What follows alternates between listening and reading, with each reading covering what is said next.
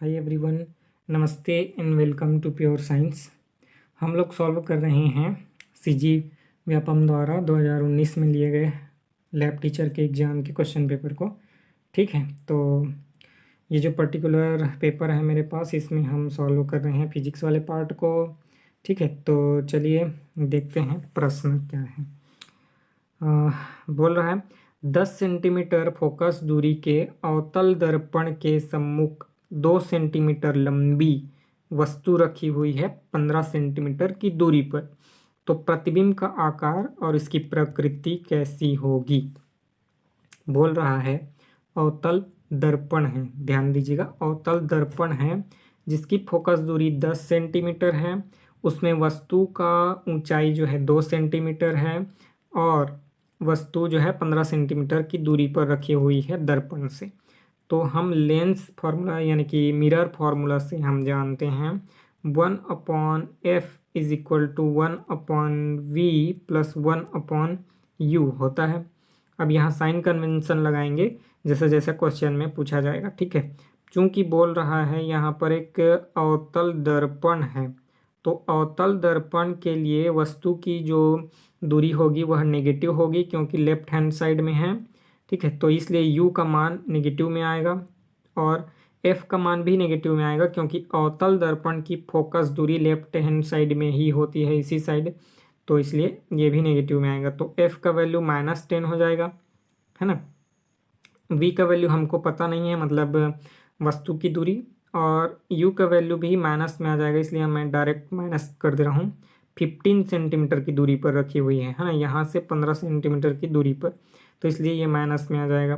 तो 1/v is equal to हो जाएगा 1/v इज इक्वल टू हो जाएगा 1/15 माइनस 1/10। ठीक है, इसको सॉल्व करेंगे तो यहाँ 2 और यहाँ -3, तो इसलिए 1/v इज इक्वल टू हो जाएगा -1/30।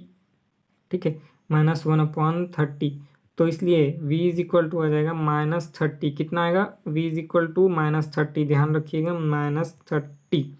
ठीक है, अब देखते हैं। ठीक है, अब देखते हैं हाइट दिया हुआ है h1 को हाइट मान लेते हैं वस्तु का, वो कितना है 2 सेंटीमीटर। h2 को हाइट मानेंगे इमेज का, है ना।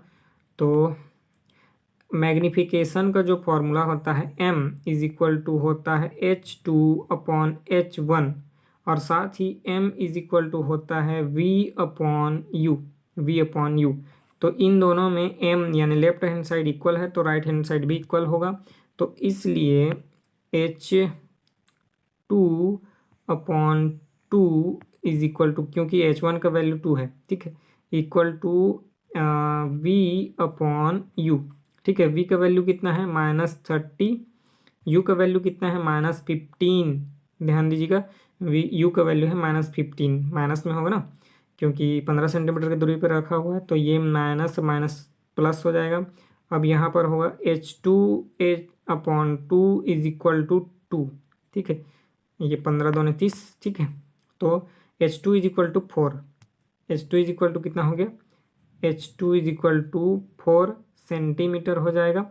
h2 इज इक्वल टू कितना हो जाएगा 4 सेंटीमीटर, और जो इमेज बनेगा वह रियल इमेज बनेगा। ठीक है, तो यहाँ पर है ऑप्शन ए इसका सही उत्तर है। इमेज होगा रियल इमेज और उसका जो लेंथ होगा वह 4 सेंटीमीटर का होगा। ठीक है, तो ठीक यहाँ पर ऑप्शन ए सही उत्तर है। अगला प्रश्न देख लेते हैं। पूछ रहा है निम्नलिखित में से किसका जो है ऊष्मीय मान यानी कैलोरी मान जो है सबसे ज़्यादा होगा, एलपीजी का, सीएनजी का, हाइड्रोजन का या पेट्रोल का।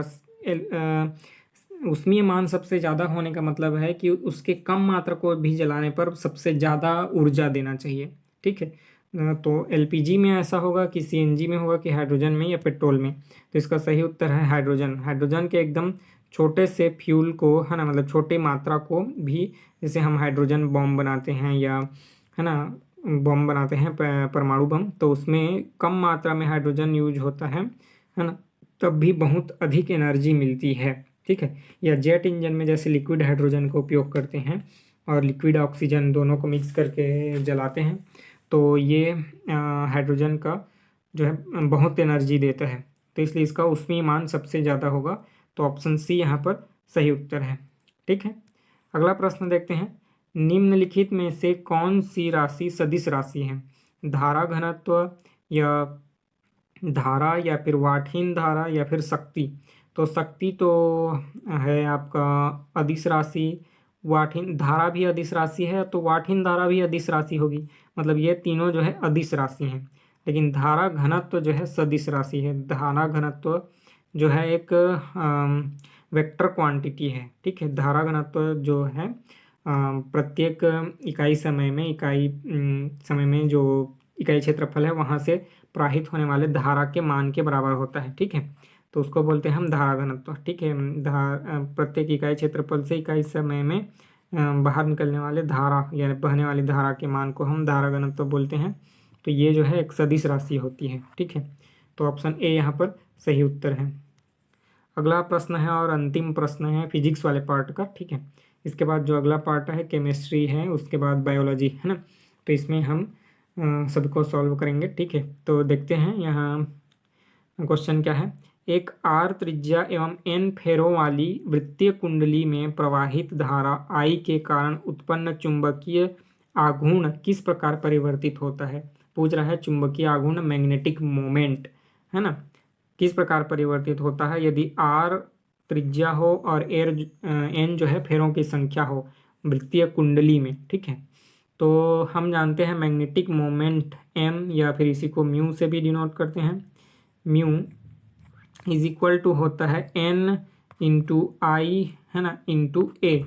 ठीक है, NIA, N जो है फेरों की संख्या, I जो है प्रवाहित होने वाली धारा, और A जो है उस कुंडली का पृष्ठीय क्षेत्रफल, है ना, तो मतलब उसका जो अनुप्रस्थ क्षेत्रफल है, अनुप्रस्थ काट है वह। तो A इज इक्वल टू क्या होता है? A इज इक्वल टू होता है पाई आर स्क्वायर, जहाँ पर R जो है कुंडली की त्रिज्या है, तो इसका वैल्यू होता है पाई आर स्क्वायर। इसको यहाँ पर पुटअप करेंगे तो NI पाई आर स्क्वायर, ये मैग्नेटिक मोमेंट M का वैल्यू होगा, या म्यू से भी डिनोट करते हैं। तो M is equal to NI pi r square. तो M जो है प्रोपोर्शनल है किसके? आर स्क्वायर के। ये सभी कांस्टेंट हैं। ठीक है, I धारा कांस्टेंट है, N कांस्टेंट है ना, और पाई कांस्टेंट है। ठीक है, तो ये हम इसको एक कांस्टेंट लिख लेंगे, तो magnetic moment M is equal to constant into r square. ठीक है, तो ये हो गया किसके प्रोपोर्शनल है? आर स्क्वायर के। यहाँ पर आंसर में क्या दिया हुआ है? R square, option D, r square के प्रोपोर्शनल होगा मैग्नेटिक मोमेंट, है ना। जिस कुंडली जिसमें कि N फेरों की संख्या है, I धारा प्रवाहित हो रही है ना, तो उसमें जो मैग्नेटिक मोमेंट इंड्यूस होगा वह आर स्क्वायर के प्रोपोर्शनल होगा, उसके अनुक्रमानुपाती होगा। तो ऑप्शन डी यहाँ पर सही उत्तर है। ठीक है, इस वीडियो में इतना ही रखते हैं। फिजिक्स वाला पार्ट कंप्लीट होता है, इसके बाद केमिस्ट्री वाला पार्ट और बायोलॉजी वाला पार्ट बचेगा, उसको भी सॉल्व कर देंगे। ठीक है, तो मिलते हैं अगले वीडियो में, तब तक के लिए नमस्ते, थैंक यू। अगर आपका कोई क्वेरी रहता है, कोई सजेशन देना चाहते हैं, तो आप कमेंट करके बताइए।